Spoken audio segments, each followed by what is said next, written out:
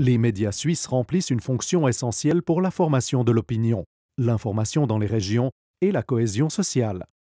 Ils sont cependant financièrement sous pression, parce qu'une part toujours plus importante des dépenses publicitaires va aux plateformes Internet internationales. L'information locale s'en trouve affaiblie. Pour cette raison, le Conseil fédéral et le Parlement veulent soutenir les médias grâce à différentes mesures. Le projet est combattu par référendum.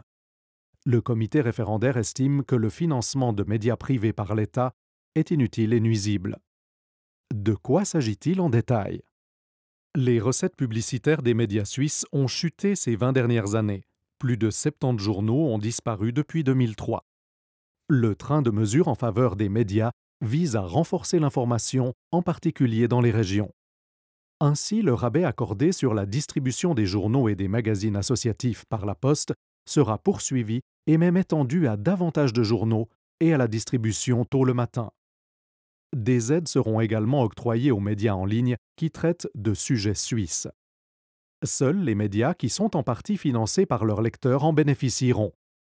Un soutien accru est en outre prévu pour les radios locales et les télévisions régionales qui fournissent un service public en couvrant l'actualité politique, économique et sociale au niveau local.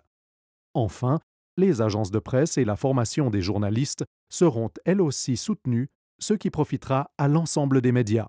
Toutes ces mesures seront financées par le budget de la Confédération et la redevance de radio-télévision. Il ne sera pas nécessaire d'introduire de nouvelles taxes. Les mesures destinées aux journaux et aux médias en ligne prendront fin au bout de 7 ans. Pour le comité référendaire, les aides profiteront à de grands éditeurs qui se portent déjà très bien sans cela. Il y voit un gaspillage de l'argent du contribuable. Selon lui, les subventions à coût de milliards rendront les médias dépendants du pouvoir politique, alors qu'une démocratie vivante a besoin de médias indépendants. Le comité référendaire estime aussi que les mesures prévues biaiseront la concurrence. Puisqu'elles ne prévoient pas de subventions pour les médias gratuits, il les juge en outre arbitraires, discriminatoires et antisociales. Enfin, il considère que la Constitution ne permet de soutenir que la radio et la télévision. Ces nouvelles aides sont donc, selon lui, anticonstitutionnelles. Pour le Conseil fédéral et le Parlement, si l'on ne fait rien, davantage de journaux risquent de disparaître et les radios seront fragilisées. Le train de mesures permettra selon eux de garantir que la population de toutes les parties du pays et de toutes les régions linguistiques bénéficie d'une information diversifiée. Ils estiment que les médias suisses jouent un rôle essentiel pour la cohésion sociale et la démocratie directe, alors que les grandes plateformes Internet internationales ne couvrent pas l'actualité locale et régionale.